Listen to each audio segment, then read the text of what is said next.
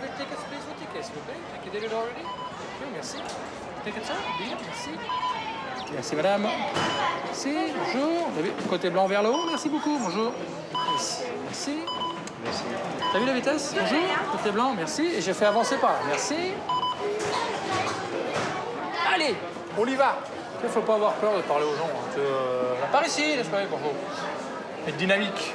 Je ne l'étais pas non plus au début, je ne l'étais pas non plus. En 13 ans, Wim, agent d'accueil, a vu passer des millions de touristes sur la Tour Eiffel. Au printemps, il forme les futurs saisonniers comme Mathilde, qui travailleront ici cet été. Mesdames, messieurs, veuillez avancer, s'il vous plaît. Could you please keep going, ladies and gentlemen? There are still people coming up. Faut que ça aille vite. Faut que ça aille vite. Faut que ça aille toujours très vite ici. Mais cool. Vite, mais cool. Bonjour, monsieur. Ticket, votre billet, s'il vous plaît. Si on est rapide, ils attendent moins dehors aussi. Voilà, faut que ça avance, faut toujours que ça avance, faut pas que ça stagne. Plus vite les gens rentrent, plus moins ils attendent à l'extérieur et plus ils sont contents. Et voilà.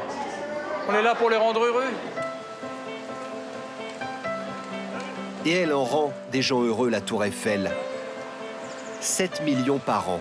Depuis qu'elle existe, elle a séduit 250 millions de visiteurs venus du monde entier. Pendant 4 saisons, nous avons vécu à son rythme. Et il s'en passe des choses pendant un an. Depuis le parvis, où les policiers ne laissent aucun répit aux vendeurs à la sauvette, jusqu'aux étages, où tout s'illumine, s'embrase, s'enflamme. Sur 324 mètres de haut, d'ascenseur en escalier, voici 4 saisons sur le plus emblématique de nos monuments. Mesdames, messieurs, est-ce que je peux vous demander d'avancer un tout petit peu, s'il vous plaît? Voilà, veuillez bien avancer, mesdames, messieurs. Please keep going. Avancez bien au fond, s'il vous plaît. Wim poursuit l'initiation à l'accueil. Pour la première fois, il met la jeune Mathilde aux commandes de l'ascenseur. Voilà, tout est vert, on peut monter. Ça, c'est la sonnette. Ah, pardon. Voilà, très bien. Elle marche. On voulait voir si elle marchait, la sonnette. Les ascenseurs de la Tour Eiffel, c'est le début du voyage dans la dentelle de fer. Chaque année, il parcourt une distance équivalente à 2,5 fois le tour de la Terre. Tu m'écoutes bien? On fera comme tout à l'heure à l'extérieur. Voici le premier étage, mesdames, messieurs. Les personnes munies d'un billet pour le restaurant. Uniquement le restaurant descendent ici, s'il vous plaît. La porte va s'ouvrir tout de suite. Elle est un peu lente. Un peu lente. On est à l'abri du vent et de la pluie. Ça, c'est vrai. On vous souhaite un excellent appétit. Merci. Alors ça, c'est pas beau, ça. On dirait le choral. Quelle unanimité. Direction le 2e étage, 115 mètres au-dessus de Paris. They have to take another lift upstairs. This one is going down. The lift is going down. L'ascenseur descend. Toujours dire ça. Attention ton poids. Interpose-toi. Maintenant. Vas-y, tu sonnes. Laisse rentrer madame en rouge. Très bien. Et tu fermes tout de suite. Tout de suite. Voilà, très bien. Qu'est-ce qui se passe si tu attends trop? Le problème, c'est qu'il commence à réfléchir. Oui, mais ma femme... Oui, hop, terminé. La visite du premier étage, first floor visit, and visita de la primera plata. Il faut juste qu'il soit un peu plus... T'imposes. Moi, j'en ai pas besoin, mais... C'est toujours stressant de devoir faire une annonce. L'accueil, c'est ça, oui. Ça peut être stressant. Wim et Mathilde enchaînent les trajets. Pour éviter la lassitude, les agents d'accueil changent systématiquement de poste toutes les demi-heures ou toutes les heures. Allez, on va se dégourdir un petit peu les jambes. Petite pause au premier étage. Alors, le clou, c'est ça. Regarde, c'est hyper impressionnant. Alors, qu'est-ce que t'en penses? Hein? Et là, tu vois le nombre de personnes qui attendent, tu vois. Regarde. Ouais. Je suis habitué à des hauteurs, mais alors là, franchement, c'est vraiment flippant. La première fois que je me suis mis dessus, j'étais pas fier. Ah bah oui, ça fait bizarre. Le verre, il fait 3 cm et demi. Donc là, on est encore quelques semaines de travaux. Garde-corps vitré, sol transparent, nouveau bâtiment. En ce printemps 2014, le premier étage finit de se refaire une beauté. Plus de 2 ans d'un chantier hors norme, à 70 mètres du sol, sans jamais fermer la tour au public. Car la Grande Dame se doit d'être accueillante pour des touristes toujours plus nombreux au premier beau jour du printemps. Une foule distraite et insouciante sur laquelle veille une brigade VTT d'une quinzaine d'agents, affectés ici toute l'année, toujours à 2 roues dans la foule. Julie, Benjamin et Eric font partie de ces anges gardiens de la tour. Car le monument n'attire pas que les touristes. Des jeunes femmes d'Europe de l'Est, souvent mineures, pratiquent l'escroquerie à la charité publique. Elles font signer de fausses pétitions pour des associations fictives et soutirent quelques euros. Quand l'opportunité se présente, certaines n'hésitent pas à se servir dans les porte-monnaies. Viens là, viens là, viens là, viens. Carton, stylo. Tu me déchires ça? Les fausses pétitions sont systématiquement détruites et les stylos confisqués. Allez, on y va là. Allez, Mamouza, tu files. Donne ton carton, donne ton carton, donne ton carton. Le stylo. Le stylo. Allez, file. Oui. Pour aller à Champs-Élysées, En face. Mesdames et messieurs, ladies and gentlemen, the show is over because we have the pickpockets. Faites attention à vos sacs, on ne peut pas continuer. Nous sommes désolés. Merci, thank you. Les spectacles de rue sont interdits sur le parvis et la crainte des vols conduit Eric à être intraitable. Les gens, ils ont l'attention qui est concentrée en fait, sur le spectacle. Et derrière, c'est très simple pour les pickpockets de venir fouiller les poches. Alors les agents mettent la pression. Ça fait combien de fois aujourd'hui là? Allez, carton, stylo, rapidement. Toute la journée, D'abord toi. Benjamin, Eric et Julie tentent de décourager les jeunes filles à la pétition. Donne ça, donne ça. Non, on rigole pas là, donne ton carton. Au fil des mois, les 2 parties ont appris à se connaître, d'où le tutoiement. Les jeunes filles ont fini par apprendre les prénoms des agents et réciproquement. Mamouza, sors tes affaires. Comme on est là depuis quelques années, déjà, c'est maintenant, oui, ils nous connaissent par nos prénoms. Même des fois, si on vient en famille ou en civil, on est reconnu. Il y a des rapports quand même qui se créent entre eux et nous. Elle travaille même en plein hiver. Elle, c'est 7 jours sur 7 toute l'année. Un peu comme nous, voilà. Un peu comme nous. Elles sont là sous la pluie, quand il fait froid, quand il fait chaud, comme nous, pareil. Une drôle de cohabitation. Et pour les agents, un jeu du chat et de la souris permanent. Mamouza, viens là. Vous me donnez tous les cartons, tous les stylos. Hein, parce qu'on vous a déjà chassé il y a 2 minutes. On va pas faire que ça, ok? Alors tous les cartons, tous les stylos. Donne, dépêche-toi. On peut pas toutes les attraper, toutes les ramener au commissariat, c'est pas possible. Ce serait une perte de temps. Et on sait très bien que le lendemain, on va les revoir ou dans les heures qui arrivent. C'est une grosse nuisance pour le site. Pour les touristes, pour l'image de la Tour Eiffel, on ne peut pas non plus laisser faire ça. Donc on est obligé d'être présent et de les évincer autant qu'on peut. La lassitude gagne parfois et les injonctions de quitter les lieux se font plus fermes. Toi, je ne veux pas que tu viennes ici, d'accord? Tu n'as rien à faire. Enlève-moi ton masque là. Enlève. Oui. Quand tu pars, t'enlèves, d'accord? Je te tire. Be careful with this guy, ok? Sous la tour, on se promène généralement le nez en l'air. Et pourtant, les vols sont quotidiens. Cette famille italienne vient de se faire dérober tous ses papiers d'identité. Sans signalement des voleurs, les agents n'ont qu'un petit espoir, retrouver une trace du vol. Toutes les jeunes filles à la pétition sont ramenées au poste de police, sous le pilier sud. C'est énervant, t'as volé à chaque fois. Toi connais moi, gros. Je sais, mais il y a eu un vol. Alors vous attendez ici. Pas volé, moi. Mais personne n'a dit que vous avez volé. Personne. Oui, c'est beaucoup de filles. On n'a accusé encore personne. On vérifie. Alors vous restez là pour vérifier. Une par une, toutes les jeunes femmes sont fouillées. En vain. Pas de traces des papiers et de la grosse somme d'argent. Tout ce qui a été saisi sur elles leur est restitué. Pour une arrestation, il faut un témoignage qui appuie le vol. Par exemple, une désignation d'un touriste qui reconnaît formellement l'auteur de son vol et où nous les voir en flagrant délit. C'est les deux seuls cas sur lesquels on peut s'appuyer pour une interpellation. En dehors de ça, on ne peut rien faire. On fait l'éviction, la dissuasion et c'est tout ce qu'on peut faire. Les agents font une dernière tentative pour retrouver les papiers d'identité. Ils connaissent les endroits où les pickpockets abandonnent les portefeuilles délestés de l'argent. Ils en ont parfois découvert ici, dans les buissons, le long du quai Branly. Mais les pickpockets ne sont pas les seuls à utiliser ces caches. Bon, c'est pas le portefeuille, ça? Ah non, l'alcool. C'est les vendeurs à la sauvette, ils cachent ça là la journée. Comme ça, le soir, ils n'ont plus qu'à venir chercher l'alcool. Ils n'ont pas besoin d'aller chez eux rechercher. Ils viennent piocher là au fur et à mesure, selon les besoins. Et voilà. Donc on a de l'eau et de l'alcool là, oui.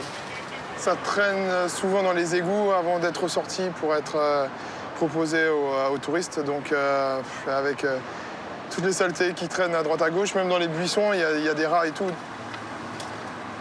Les buissons, ils font aussi office de toilette publique, donc bon. Ça, qu'est-ce que c'est? Ça, c'est un déguisement. Encore une autre facette des multiples emplois que peuvent avoir les Roms ici sur le site. Donc ils se déguisent en pharaon, ils se déguisent en statue, peu importe, et les gens donnent de l'argent. Et la pêche miraculeuse continue. C'est course. Ça a encore des bouteilles d'eau. Là, ils parsèment leurs marchandises un peu partout. Comme ça, dès que nous on attrape, on va récupérer d'autres, ils reviennent. On fait que ça, hop, hop, hop, hop. Retour à la Tour Eiffel avec toutes les marchandises saisies, mais sans les papiers volés. C'était une journée de printemps somme toute assez calme. Cet été, les policiers de la Tour vont changer de tempo. À 250 mètres au-dessus du quai, dans la forêt métallique du pylône, on est bien loin des préoccupations du sol. Quoi qu'il en soit, le jour où il y a le feu d'artifice, les ascenseurs sont continus, ça bouge pas. Nous sommes 2 mois avant les festivités du 14 juillet. Et au sommet, ce qu'on peut faire, c'est stocker une partie du matériel dans la zone technique. Stéphane Roussin, l'ingénieur travaux de la Tour, est déjà en train de préparer le spectacle du 14 juillet. Il accompagne 2 artificiers pour le premier repérage du grand show pyrotechnique qui embrasera la Tour Eiffel. Là, ici, on peut mettre du matériel tant qu'on veut. Là. Ah ouais. T'es juste sous le 3e. T'es au niveau des escaliers colimaçons qu'on a pris là. C'est à ce niveau-là. On est en train de regarder pour faire évoluer des personnages de lumière en fait, qui vont monter le long des arêtes. Et on est en train de réfléchir à comment est-ce qu'on peut s'y prendre pour les faire monter. Le risque principal, c'est les flashs. Il y a 20 000 flashs là. Donc en fait, de nuit, le gars, quand il va être équipé, il va sauter. Ouais. Donc les pieds, si tu veux, tu sais pas où tu les poses, et d'un seul coup, tu poses sur un flash, et puis c'est parti, ainsi de suite. Tu veux dire, t'as peur qu'on casse les flashs? C'est ça que tu veux dire? La problématique, c'est la fragilité des flashs. Et l'idée, c'est quand même, pour la première fois, de faire l'ascension de la Tour Eiffel avec de l'humain. Il y a plusieurs personnages à différents endroits de la Tour Eiffel qui vont évoluer, qui vont penduler, qui auront des ailes de lumière, qui auront des... Voilà. À 2 mois du spectacle, il faut faire déjà les repérages. Parce qu'il y a la scéno qui est faite par le scénographe. Et puis après, il y a la possibilité technique de ce qu'on peut faire et puis d'adapter. Dans 2 mois, la Tour sera la star du 14 juillet. Mais même sans feu d'artifice, tous les soirs, illuminée, elle est bien la plus belle des Parisiennes.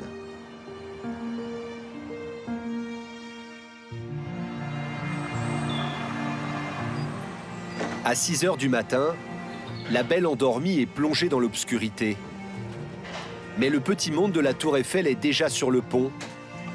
Comme tous les jours, Jacques Castagny fait partie des premiers arrivés.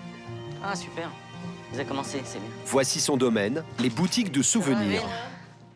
Il gère les 9 points de vente officiels de la Tour, répartis du parvis au 2e étage.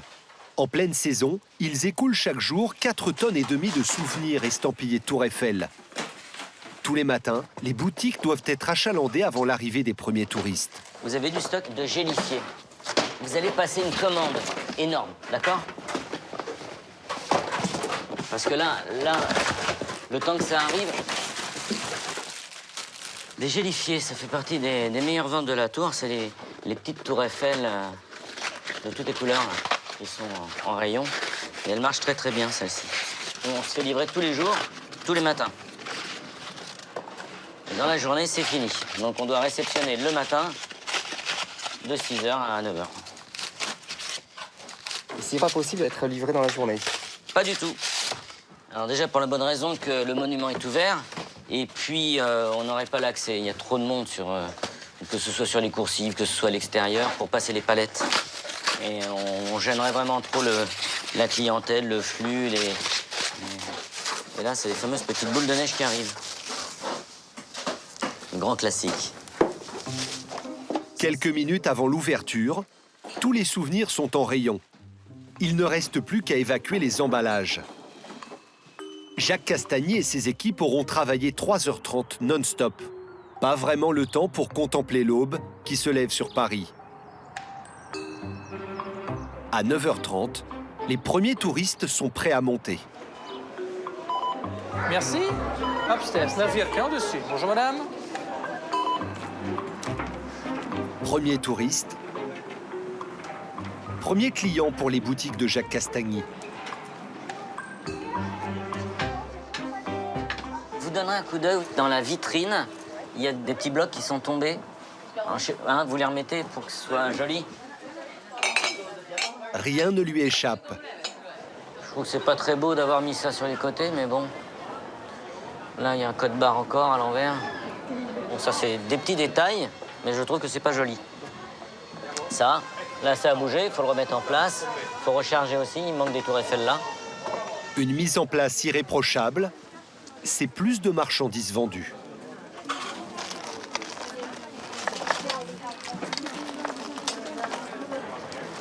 Tiens, appelez au bureau, vous appelez Bastien pour qu'il recommande des sacs marrons, qu'il en commande plein.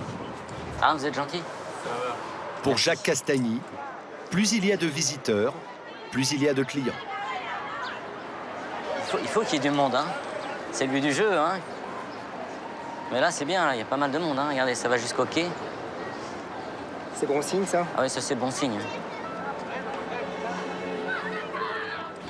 Et encore, ce n'était que le début de saison.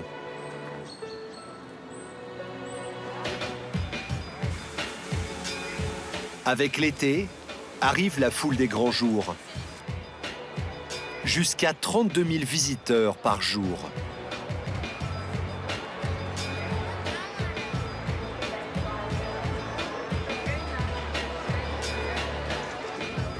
Et lorsque la fréquentation de la tour est à son maximum, les policiers ne savent plus où donner de la tête.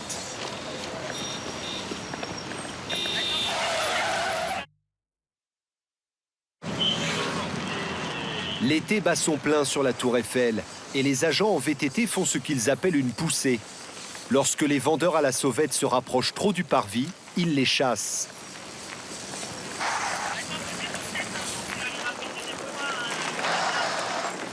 Une petite montée d'adrénaline, mais dès que les policiers s'arrêtent, les vendeurs reviennent.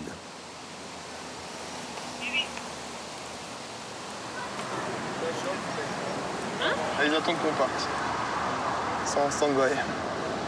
Là, ils attendent qu'on retourne sur notre arrondissement et voilà, qu'on leur laisse le champ libre pour faire la revente. L'été, c'est surtout la haute saison des joueurs de Bonto. Une arnaque où le parieur qui devine l'emplacement d'une balle dissimulée par le manipulateur remporte la mise. Facile en apparence, sauf que tout est truqué. Des complices font semblant de gagner pour mettre en confiance des badauds naïfs qui, eux, perdent à tous les coups leur mise. Partout autour, des complices font le guet et donnent l'alerte à l'approche des policiers.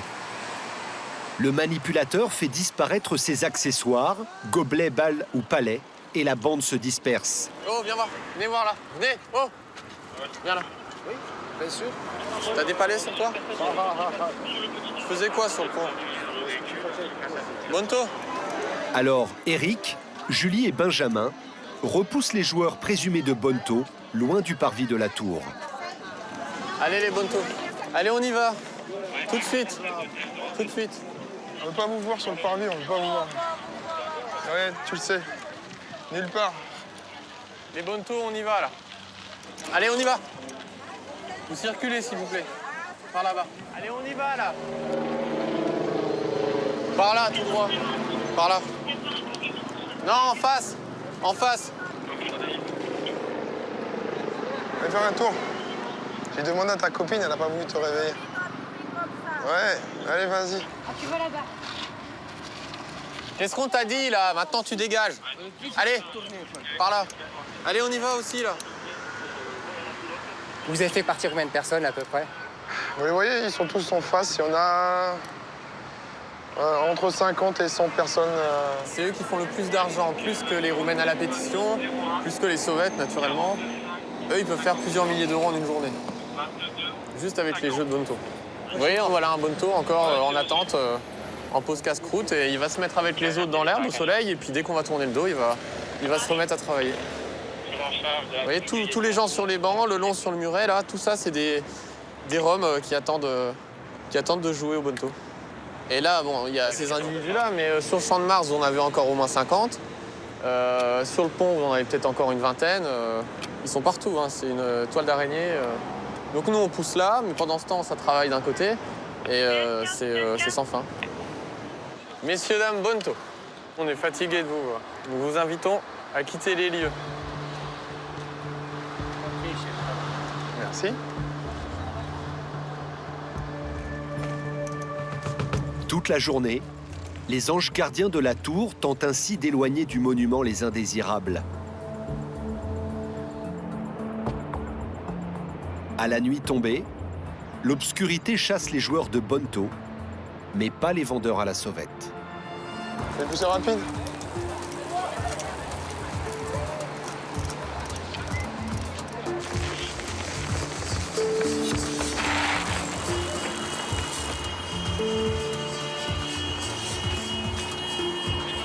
Plus la nuit avance, plus les relations se tendent entre policiers et sauvettes.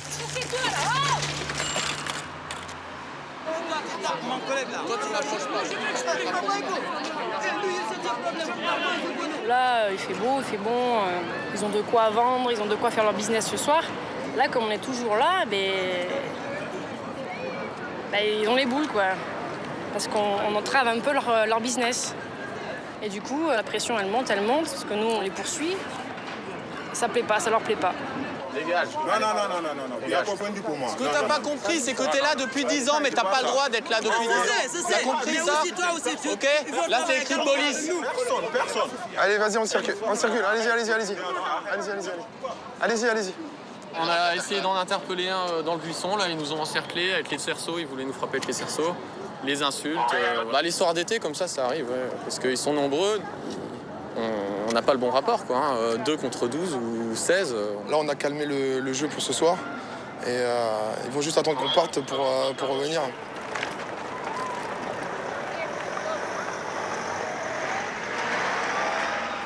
Effectivement, une fois les agents partis à 23 h, les vendeurs à la sauvette prennent le parvis d'assaut.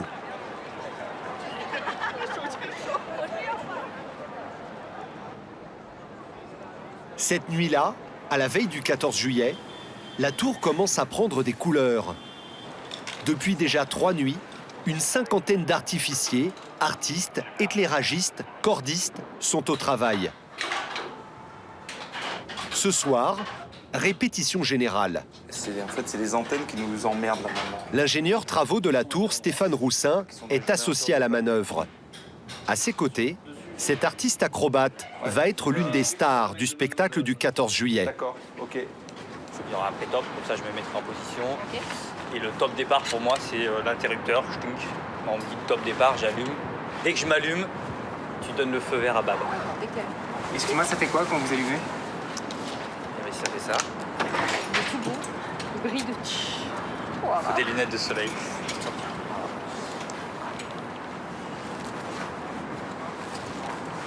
Je vais me déplacer le long de l'arête et je vais faire une ascension en marchant sur la Tour Eiffel. Là, c'est une première de faire ça sur la Tour Eiffel. Le vent risque de me déporter un petit peu. Pour ça, on a mis une corde qui est une corde anti-chute, qui est tendue, qui me permet de rester dans l'axe. Mais malgré tout, on se fait un peu déporter parce que la tour Eiffel n'est pas complètement droite. Voilà. Bon, à tous de Stéphane, je passe la tour dans le noir. On va faire un check pour savoir si on a bien tout éteint. Et elle restera dans le noir maintenant définitivement. 54-30. Attention pour l'allumage des flashs. Stop allumage des flashs. Il y a encore quelque chose qui serait resté allumé et je pense que le restaurant 58 doit être encore allumé. Il y a encore de la lumière au deuxième et à l'inter. Okay, pas normal. Merci. Donc, ouais. toi, on te voit bien. C'est beaucoup de préparation pour 35 minutes de spectacle. On n'a qu'une seule nuit où on peut répéter. Donc là, s'il y a des petits bugs, on va y passer la nuit. On va espérer que tout fonctionne bien.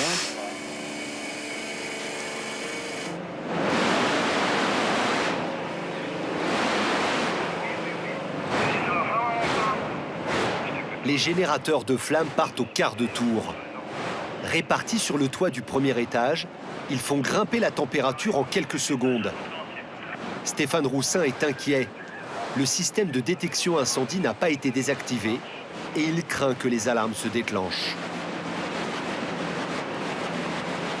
À 20 mètres au-dessus des flammes, un deuxième homme de lumière s'apprête à se jeter dans le vide. Attention pour l'ange. 4, 3, 2, 1. Top ange doré. Top ange doré.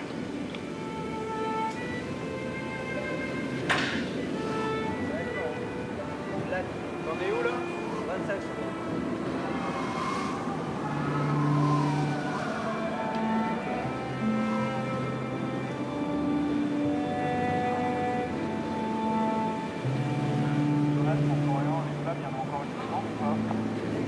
Bien sûr.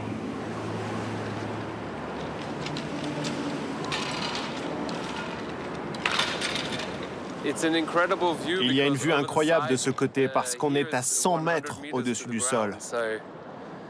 Ça n'a pas l'air haut d'ici, mais une fois en l'air, vous voyez tout Paris. C'est très étrange, mais sublime. Mais l'autre homme lumière qui escalade l'arête de la tour a bien du mal à progresser. Ok, on a reçu que c'est le vent qui l'emporte. Qui l'emporte 50 secondes. Je monte pas du tout à l'endroit prévu. Normalement, il marche sur l'autre côté de l'arête. Hein. Ouais, il y a eu beaucoup de vent en fait. Ouais, je te voyais balader dans tous les sens là. J'arrivais pas à tenir sur l'arête. Le vent a forci au moment du départ. Du coup, la corde devient une voile en fait. Et on peut partir à l'horizontale, c'est rigolo aussi. C'est quand le vent s'arrête, hop, on reprend la verticale, là ça peut faire mal. L'acrobate est confiant. Le vent devrait être tombé pour la grande fête.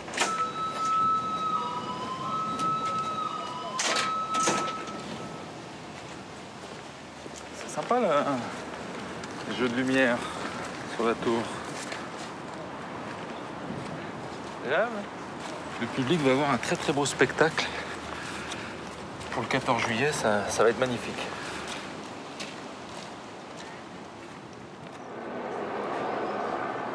Le lendemain, pour le 14 juillet, la tour est ouverte au public, comme si de rien n'était. Bonjour, deuxième étage. Changement d'ascenseur au-dessus pour le sommet. You have to take another elevator upstairs if you go to the top floor. Au-dessus pour le sommet. Wim, l'agent d'accueil, est fidèle au poste. Upstairs to the top, para subire arriba. Dovete cambiare ascensore sopra per il terzo. En dépit du temps maussade, les visiteurs sont aux premières loges pour le défilé aérien du 14 juillet.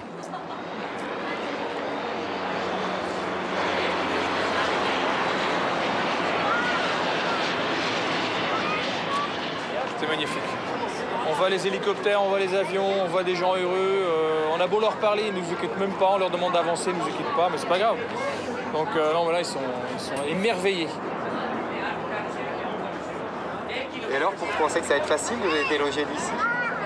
Je pense qu'il va falloir être plusieurs à bien leur faire comprendre qu'il faut descendre à l'heure pile, à 14h. Tout le monde doit être au sol tout à l'heure. Donc on est drivé, comme on dit en anglais.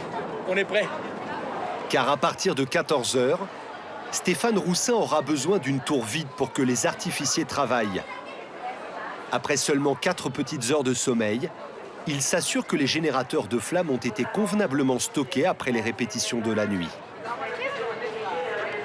you want to go down on the right and on the left, you have two exits pour la descente à droite et à gauche, mesdames, messieurs.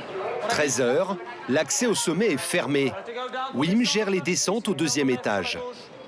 Il reste combien de temps là? Il reste un peu plus de 40 minutes. Ça devrait aller. En 20 minutes, le 2e étage est à son tour évacué.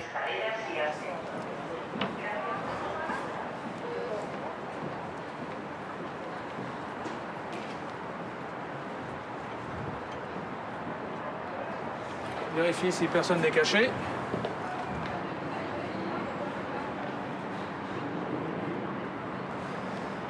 C'est bizarre, c'est parce qu'il n'y a plus personne, on est tout seul entre collègues et 3e, il n'y a plus personne, 2e est évacué et maintenant on va descendre.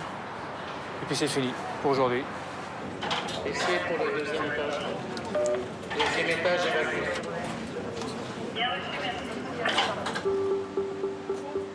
« 14 heures, la tour est totalement évacuée.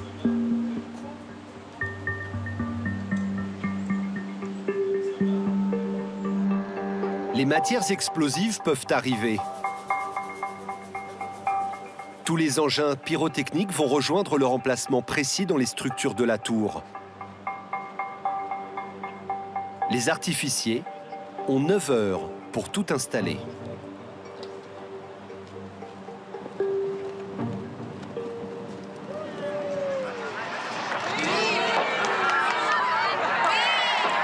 Et à 23 heures, la tour s'embrase.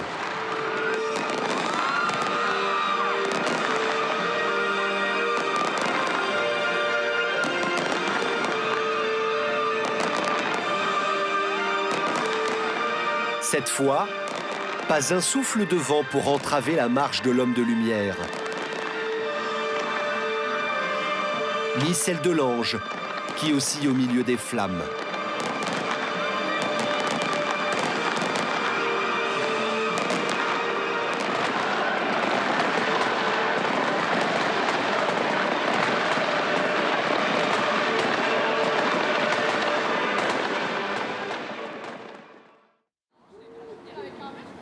Le lendemain, la vie a repris un cours normal sur la tour. Au 2e étage, le restaurant Le Jules Verne, une étoile à 125 mètres du sol, se prépare à accueillir ses clients. Menu à près de 100 € au minimum le midi et 185 € le soir. Non, je t'en supplie, allez. Non, allez. Imagine avec moi, ça me fait mal. Non, ça fait pas mal, sans rien. T'as mis 3 ans. Côté cuisine, Laura, 17 ans, essaie de maîtriser sa phobie des écrevisses. Arrête, je vais pleurer. Laura est en apprentissage Bac Pro Cuisine. Chaque mois, 2 semaines à l'école, 2 semaines en cuisine. Ici, elle est à l'école de l'excellence et en plus, sur un monument qu'elle adore. Quand les gens me parlent de la Tour Eiffel, ben moi je leur dis que j'y vais pas pour me promener, j'y vais pour travailler tous les jours. Ça fait quel effet? C'est un effet de fierté. Je suis fière de l'endroit où je travaille. Après le décortiquage, la cuisson des écrevisses. On coupe la chambre comme ça, rapidement. Attention, reculer un peu. Ça va très vite.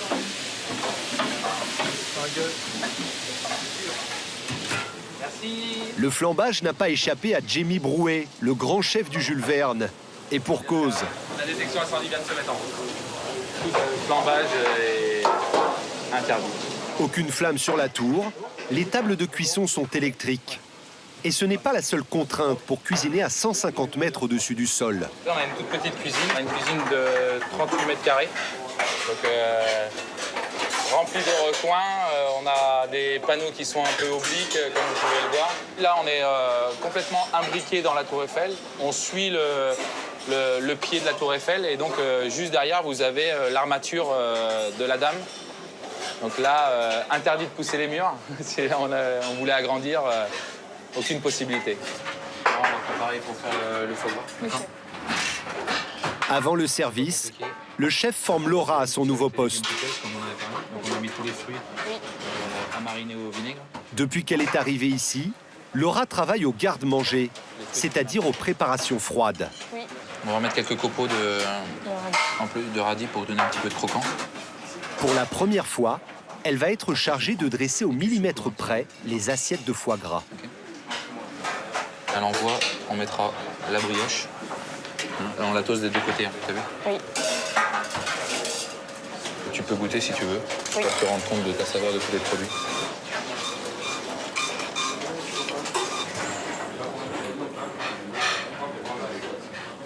Alors? Moi, ça me plaît. Parce que c'est une assiette qui est assez originale et qui est assez moderne. Avec les fruits rouges, tout ça, franchement, c'est une belle assiette. C'est super. Pour ce midi, donc, on a une table de 3 avec donc canapé et guimauve. On aura 3 coffrets cadeaux. Alors, sur la table 35, ici, qui est le maître d'hôtel? Monsieur Schmitt. Donc, on sera sur un menu déjeuner avec boissons comprises. Et ce sera un anniversaire de mariage. Donc, on les a placés ici. Attention, on est sur 3 mois de réservation à l'avance. Donc, messieurs, bon service à vous. On ne peut pas, entre guillemets, avoir une table-fenêtre sans avoir la réservation 3 mois à l'avance. Et sur certains soirs, si la réservation n'est pas faite 3 mois à l'avance, jour pour jour, la table-fenêtre ne sera pas possible. Les gens viennent pour fêter quelque chose, que ce soit un anniversaire ou tout simplement aussi également, on en a assez régulièrement des demandes en mariage. C'est vrai que bon, c'est un souvenir, quoi. On est sur la Tour Eiffel, on a la plus belle vue de Paris. C'est quand même un beau lieu pour faire ce genre de demande. Ouais. Côté cuisine, on joue des coudes. Ça marche de couverts, de petits menus dégustation avec une volaille et un bar. Pendant le service, ils sont plus d'une dizaine de cuisiniers dans seulement 38 mètres carrés. Pour finir, on a un Saint-Pierre avec un aigle. Oui, chef. Laura, 2 foie gras, d'accord? Oui, chef. Comment ça se passe, Laura? Bah là, ça va. Mais c'est vrai qu'il n'y a pas encore eu beaucoup d'assiettes, donc les assiettes vont débarquer. Et les bons vont s'accélérer un peu là, vers 13h30. Allez, on accélère un peu là. On y va, on termine des foie gras parce que là, on attend, mais ça va démarrer sec. Là. Ça marche 8 couverts, 8 foie gras, 8 Saint-Pierre, 8 volets, c'est un menu qui était prévu. Ça marche 2 couverts, on aura 2 foie gras pour terminer un aigle avec une volaille. Derrière 2 foie gras, s'il vous plaît. Allez, Laura. Si tu as besoin, tu sonnes la sonnette d'alarme, d'accord? T'attends pas d'être dans le caca pour pouvoir qu'on intervienne, d'accord? Les assiettes sont parfois un peu branlantes, mais Laura a passé l'épreuve du feu. Derrière, j'ai quand même un foie gras, un artichaut, une soupe de moule. Mon souhait, c'est de partir du garde-manger pour aller découvrir un autre poste que j'ai encore jamais fait. J'aimerais bien aller au poisson, ou garniture viande, j'aimerais bien essayer de tourner un peu, histoire de voir des nouvelles choses, quoi. On attend un artichaut dégustation. Mise en bouche 31, on part. Un Saint-Pierre, un aigle, une volaille en train de se faire.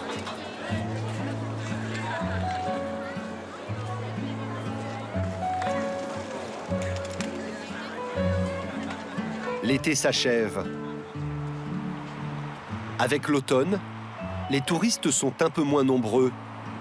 Mais les mariés, toujours prêts à tout pour poser au pied de la tour.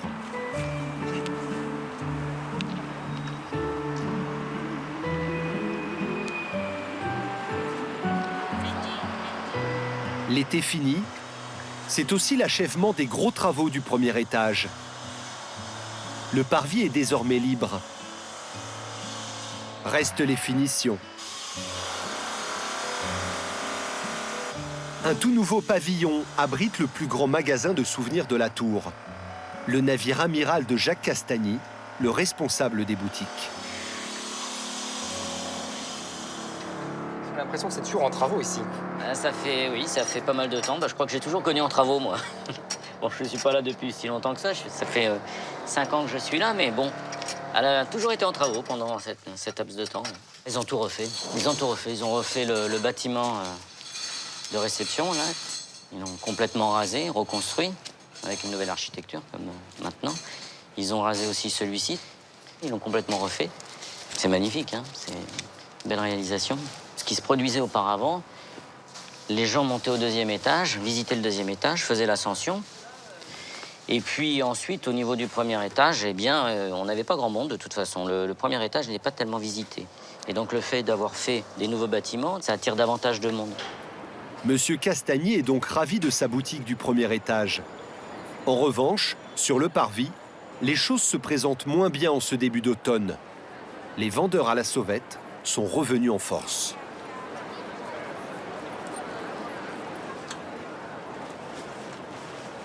Ils se regroupent tous devant les magasins, donc ils font carrément parfois comme un blocage pour rentrer dans le magasin.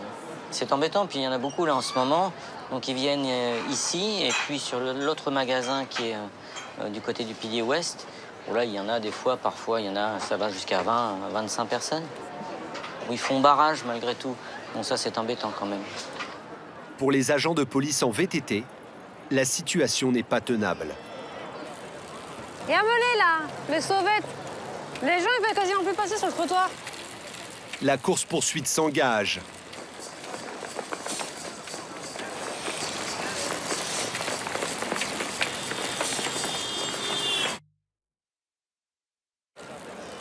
Et amenez là, les sauvettes. Les gens ils peuvent quasiment plus passer sur le trottoir. Cet automne, les consignes n'ont pas changé pour Eric, Julie et Benjamin. Pas de vendeurs à la sauvette sur le parvis de la Tour Eiffel. Tant pis pour le quai Branly à contresens. Cette fois, les policiers tentent une interpellation. Ils ont repéré ce vendeur. L'arrestation se fait en douceur.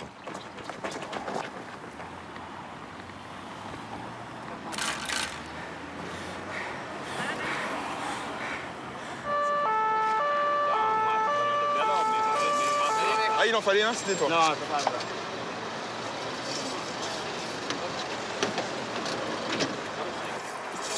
On l'a vu vendre. Ouais, il a pris la fuite en sur le quai Branly, il a pris un peu de risque, comme d'habitude. Et donc là, on va le ramener au poste, par la procédure de vente à la sauvette.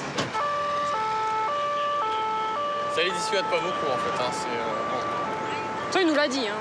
Il nous l'a dit. Il nous l'a dit, il a l'habitude, il sait très bien que d'ici ce soir ou demain, au maximum, il sera de nouveau en train de vendre. Ce qui les ennuie le plus finalement, c'est d'avoir leurs marchandises appréhendées. Parce que ça, c'est un vrai préjudice, financier pour eux. Ce sont les 3 agents à VTT ayant procédé à l'interpellation qui se chargent de la procédure de vente à la sauvette au commissariat. C'est un métier. Après, ça partira en destruction, mais il faut tout compter. Tout ce qu'il avait sur lui. Entre la fouille, l'inventaire des biens saisis, la rédaction du procès-verbal, Eric, Julie et Benjamin vont passer 1h30 au commissariat. Et pendant ce temps, les vendeurs à la sauvette en profitent. À leur retour sous la Tour Eiffel, les agents choisissent une nouvelle cible, les vélos-taxis. Vous y allez ? Merci. Monsieur, bonjour. Rebonjour. Vous allez me présenter une pièce d'identité, s'il vous plaît. Les vélos-taxis se sont multipliés ces dernières années et ils ont l'habitude de stationner au pied de la Tour Eiffel. Vous allez être verbalisé pour le stationnement. Parce que tout à l'heure, je pense, déjà, on vous l'avait demandé, vous avez du mal à bouger. Et la note est salée. Combien ? 135 €. 135 €? Oui. C'est un stationnement dangereux. 135 €. Parce que c'est un stationnement dangereux. Nous sommes Axe rouge, plan Vigipirate. Il ne fait pas bon s'arrêter sous la tour. Les vélos-taxis le savent et tous les contrôles ne se passent pas aussi bien. Ce chauffeur refuse obstinément de s'arrêter malgré les injonctions de Benjamin. Mettez-vous sur le côté, vous arrêtez, vous arrêtez. Je veux une pièce d'identité, s'il vous plaît. Tout de suite. C'est un contrôle, monsieur, vous avez refusé. Mes collègues ont sifflé, vous n'êtes pas arrêté, c'est un contrôle maintenant. Donnez, monsieur, donnez, monsieur. Je veux la voir. Donnez, monsieur. Il faudra l'intervention d'un autre vélo-taxi. Ah, merci, monsieur. C'est quand même hallucinant qu'il faudrait quelqu'un d'extérieur à la police pour que vous obéissiez à l'ordre. Si vous arrêtez tout le monde, je arrête pareil comme tout le monde. Vous voyez, on n'est que 3, Ah, monsieur, on est 10, ils sont pas. On fait comment? On fait comment? On fait comment? On fait comment? Monsieur, On fait comment? Simplement, demandez à votre ami. On fait comment, monsieur? Vous êtes 10, vous êtes 15, vous êtes 20. On fait comment? On est 3. On fait comment, monsieur? Surtout on fait comment? si on a affaire qu'à des gens comme vous qui refusent de s'arrêter quand on leur demande de s'arrêter. Exactement. Alors on est obligé d'être 3 pour un mec comme vous. Les agents seront cléments Ce sera finalement le même tarif, 135 € d'amende. Tenez, je rends mon papier. Ça, c'est toute la- Les identités. Bonne journée, monsieur. On donne beaucoup d'avertissements avant de verbaliser. On leur a peut-être dit 10 fois « Monsieur, faut pas rester ici. Monsieur, c'est interdit, zone vigipirate. C'est dangereux, la piste cyclable. » Voilà. Après, au bout d'un moment, on est obligé de toucher au portefeuille, sinon les gens s'en moquent complètement et notre parole, ils rigolent. Hein. Ah, il y a celui-là tout à l'heure. Les amendes permettent aux policiers de contenir le phénomène et d'éviter que les abords du monument ne se transforment en parking à vélo-taxi. Eric, Julie et Benjamin n'ont pas fini de verbaliser. Il y a des choses qui ne changent pas sur la Tour Eiffel. Quelle que soit la saison, les ascenseurs poursuivent inlassablement leur va-et-vient. Les touristes continuent de s'extasier et Wim, l'agent d'accueil, tend toujours l'oreille aux conversations. Oh, this is fantastic.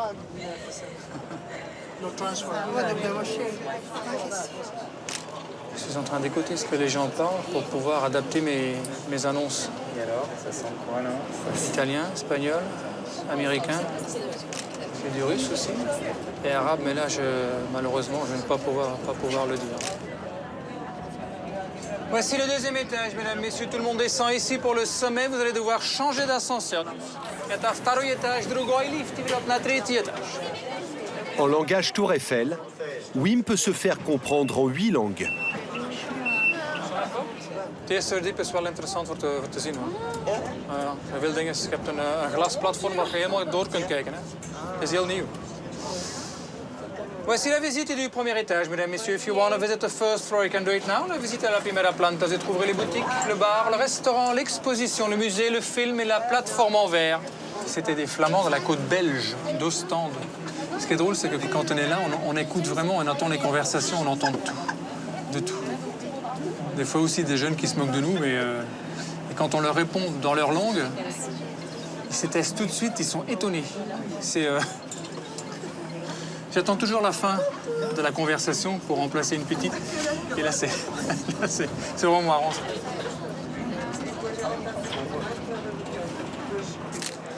Thank you. I will show it to my wife. Thank you.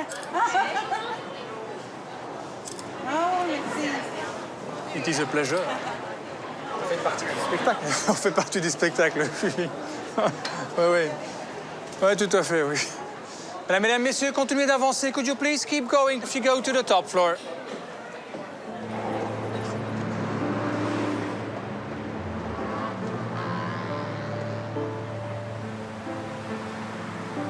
Avec l'hiver, les touristes sont moins nombreux. Alors les visiteurs prennent leurs aises, affrontent les éléments, musardent sur des coursives où on ne se bouscule plus. Et de décembre à mi-février, la Tour Eiffel goûte à sa façon aux joies des sports d'hiver. Au premier étage, la plus haute patinoire de Paris accueille les visiteurs. Glisse et vue panoramique au programme. 70 mètres au-dessus des patineurs, les travailleurs de la Tour Eiffel se préparent à une longue nuit. Ça va? Bonsoir. Très bien. Impeccable, ouais. Pas trop froid? Ben, moi, j'ai mis, comme vous, j'ai mis ma polaire en dessous. Bien fait. Ah ouais. Je sais qu'il va faire très froid cette nuit. Certainement. Cette nuit-là, le thermomètre frise les 0 degrés.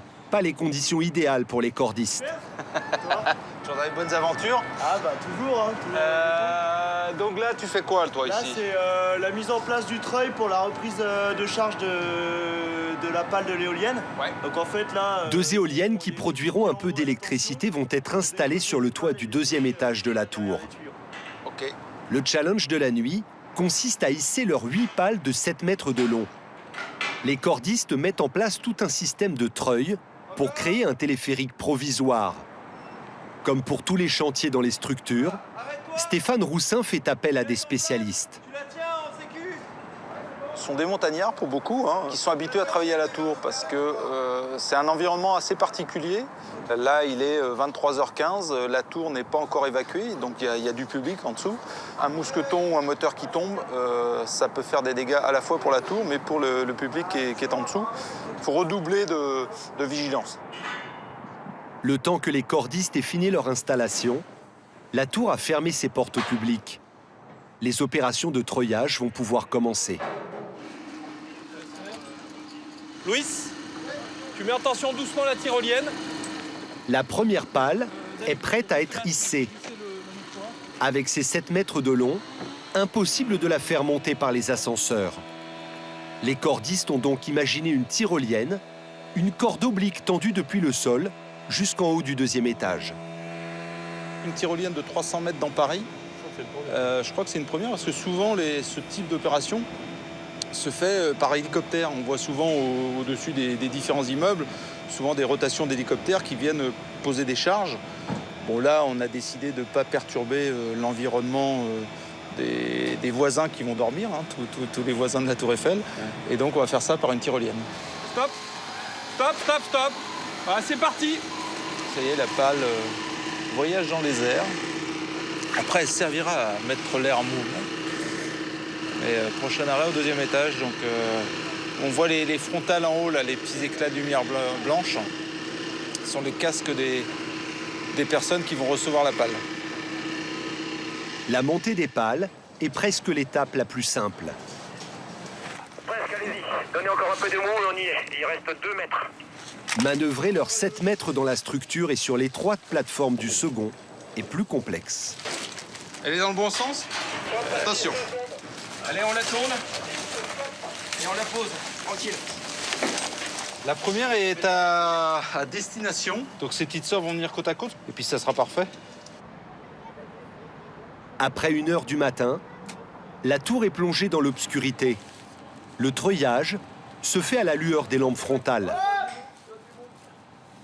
Hop, arrête le treuil. Ce seront les éoliennes les plus hautes de Paris, puisqu'elles vont se dresser au-dessus du 2e étage de la Tour Eiffel. Ce sont des éoliennes verticales. Une éolienne, hein, quand on les voit dans le paysage, c'est une grosse hélice qui tourne avec un axe horizontal. Et ben là, l'axe est vertical, donc elles vont tourner comme ça. Hein. C'est une hélice, voilà, un hélicoïde. Et il y en aura 2 au-dessus de la tour, donc il faudra essayer de les repérer. Pour ceux qui auront l'œil averti, ils repéreront les éoliennes de la Tour Eiffel.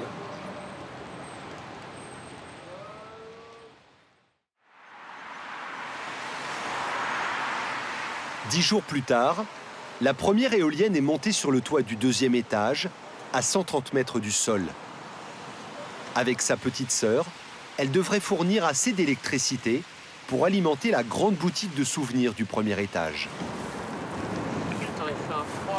Un froid de canard. C'est horrible. Bravant le vent glacial, Eric, Julie et Benjamin, les agents en VTT, continuent d'arpenter le parvis. Vache, vent qui fait, quoi. Au cœur de l'hiver, en dehors des vacances et des week-ends, les touristes se font rares. Il y a la sauvette, les gars. Et les vendeurs à la sauvette font moins d'affaires. Les agents continuent de les évincer, mais on est loin des courses-poursuites estivales. Ah, pas trop froid? Oh, la gadoue. Vous êtes beaucoup, là, ou quoi? Avec son parvis ouvert à tout vent, le pied de la Tour Eiffel offre peu de refuge aux touristes.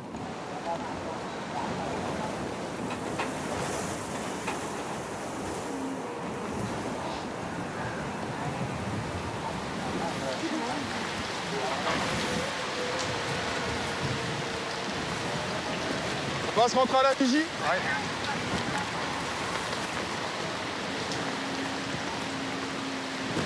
Direction le local Vigie Pirate, situé au pilier sud.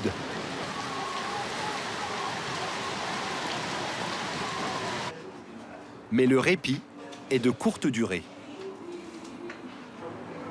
On a quelqu'un qui arrive, là. C'est sûrement pour un vol. Une touriste vient de se faire dérober son téléphone. La victime parvient à faire une description des voleurs. L'une des filles portait un foulard violet. L'autre avait les yeux bleus clairs. Et il y avait un garçon avec eux. C'était en face du manège. Ils ont traversé le pont ou pas? Oui, ils m'ont demandé ma signature, j'ai dit non. Un garçon, 2 filles? Non, oui c'est ça. Je suis désespérée. Vous pouvez attendre ici 5 minutes? Oui. Elles ont passé le pont? 5 minutes plus tard, la brigade VTT a interpellé un groupe de jeunes filles à la pétition dans les jardins du Trocadéro. Alors, ça donne quoi? Ça revient ou pas? Je sais pas, parce que les filles pas bien. Parce que voler, Elles ne correspondent pas à la description des voleuses, mais elles connaissent celui qui a volé le téléphone. C'est qui le garçon? C'est un garçon. C'est qui le garçon? C'est le garçon, le grand. Ok, le grand, avec la coupe comme ça. Oui. Ok. Dis-lui que je veux que le téléphone revienne, c'est tout. C'est qui les filles? Marcher avec lui. Salomé. Écoute-moi. Une copine à toi qui va, je sais pas où, récupérer le téléphone. Et elle nous le ramène. Dis-lui ça. Et pas dans 3 heures, hein, qu'il se dépêche aussi, hein, ok? Si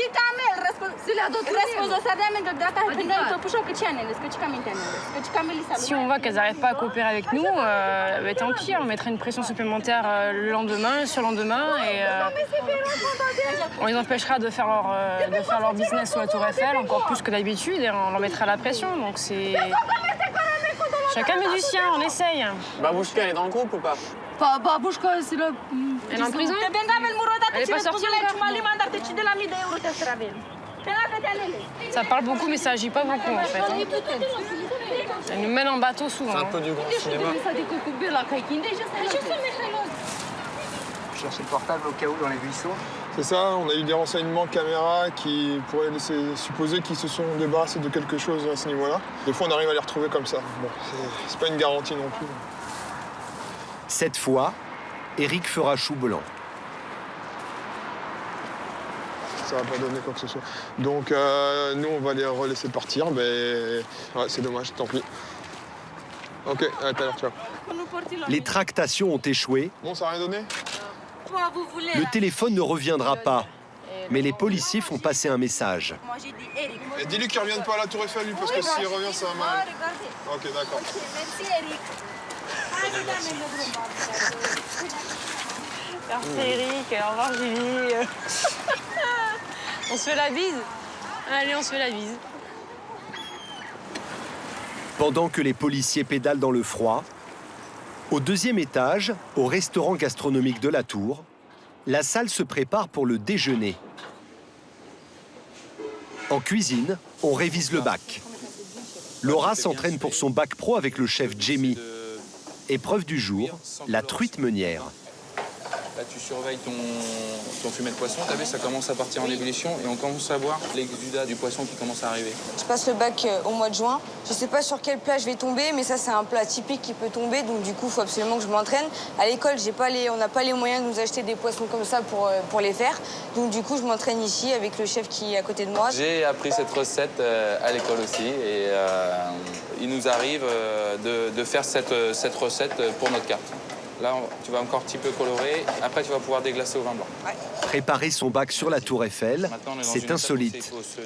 Mais ce qui est surtout précieux, ce sont les petits conseils du chef. Ce qui est plus facile, c'est si tu les mets un petit peu plus haut, et si tu arroses, tu vois, tu fais un travail qui est correct. La recette a été préparée dans le temps imparti. Avant-dernière étape, le dressage de l'assiette. C'est magnifique déjà. Tu vois, moi ça me plaît, présentation, t'as vu, c'est simple, c'est propre. Tu peux te munir d'une petite sonde. Ouais. Tu vois, tu vérifies la température du poisson, tu laisses quelques secondes et tu ne le touches pas sur ta langue, tu le mets directement en dessous. Ça doit être à la température de ta peau. C'est appétissant, c'est brillant, c'est lustré, c'est cuit. Tout simplement, j'ai envie de le manger. Qu'est-ce que tu dis de la sauce? Elle est plutôt bonne, hein? Ouais. Non, c'est pas mal. Fin de la parenthèse révision et début du service. Un bar liage, c'est en train de se faire? Oui, chef. D'ailleurs, je réclame 3 bars. Laura n'est plus au garde-manger. Elle a progressé. Elle est désormais aux garnitures poisson. Chef, un bar. Oui, merci. C'est purée d'endives. Après, il y a le bar à poser dessus, avec une réduction de jus d'endive. Ici, c'est des kumquats. Après, par-dessus, on pose des endives braisées, plus glacées. Des plumes d'endives fraîches qu'on a découpées, avec des tranches de citron cédra et des segments de citron vert. Chef, les 2 bars au passe. Oui.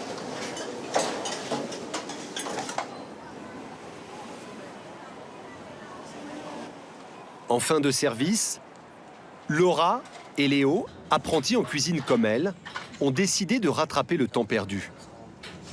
Ils travaillent ici depuis plus d'1 an, mais ne sont encore jamais montés au sommet de la tour. Bonjour. On connaît Jules Verne, non? C'est ça, apprenti cuisinier. Bon, bienvenue chez nous, c'est la première fois que vous venez au sommet? C'est la première fois. Bon, bah écoutez, on va faire un petit tour. Les jeunes apprentis ont droit à un guide privé, mais le moment n'est pas forcément bien choisi. Ah oui, il n'y a carrément aucune visibilité là. Il y a quelques ouvertures. Là, ah bah voilà. Ah bah c'est sympa ici. Hein. Trocadéro. Les gens sont informés dès qu'ils arrivent en bas aux caisses qu'il y a bien du brouillard pour pas qu'ils soient déçus quand ils arrivent ici. Donc les gens le savent déjà quand ils montent. Hein. Le vent chasse carrément les nuages. Là, on a une visibilité magnifique là. Vous avez vu le vent qu'il y a là? Le bar à champagne. Ensuite, on arrive au bureau de Gustave Eiffel. Vous verrez mieux d'ici. Allez voir. Alors à gauche, vous avez Thomas Edison. Ouais. Et Monsieur Eiffel ici. Ah, donc c'était son appartement ici. Bureau et appartement. C'est ici qu'il travaillait. Et il travaillait, la tour Eiffel. La pièce est climatisée parce que les personnages sont en cire. Donc il vaut mieux, hein, parce qu'en été, il peut faire très très très chaud ici. Et le décor, il est ancien aussi ou... Le décor, oui, tout à fait. L'Arc de Triomphe à gauche, vous voyez là? Ouais, si vous continuez, vous arrivez là-bas, à la place de la Concorde, vous voyez la grande roue. Bon, Laura, c'était pas le bon jour pour venir monter? Non, mais c'est sympa aussi parce que bon, comme il commence à faire nuit, il y a toutes les lumières qui s'allument de Paris. C'est vrai que c'est aussi impressionnant que si on serait allé en journée avec un grand soleil. Donc non, franchement, c'est une super occasion. Je suis super contente. Ça fait vraiment plaisir. Franchement, quand les nuages s'en vont, c'est super beau. Tout est illuminé, là, un peu ça, période de Noël, toutes les rues scintillent, donc c'est sympathique. Et on passe pas par là, nous. Tac, tac. Ils sont émerveillés, hein. On le voit. Ouais, c'est normal. Ils le sont tous, hein. Tous ceux autour de nous, ils sont émerveillés. Mais bon, c'est vrai qu'on n'est pas gâté par le temps. Mais bon, il pleut pas, il n'y a pas de verglas, il n'y a pas de neige. Pour l'instant, espérons qu'il n'y en ait pas. Parce que s'il y a du verglas, on est obligé de fermer le sommet. Neige et verglas, comme on ne peut pas s'aller ici, à cause du fer. Ouais. Quand il y a beaucoup de vent, le sommet bouge et on le sent vraiment. Bon, ça peut aller jusqu'à 12 cm maximum. Hein. La sensation qu'on a quand ça bouge, on n'est vraiment pas à l'aise. On n'a pas envie de redescendre, mais on se demande comment ça tient et ça fait comme déjà 125 ans qu'elle tient. Comme tous les soirs, le phare de la tour éclaire la nuit parisienne. 4 énormes projecteurs qui se relaient sur chaque face, visibles à 40 km à la ronde. Et quelle que soit la saison, la tour Eiffel illumine Paris de sa beauté.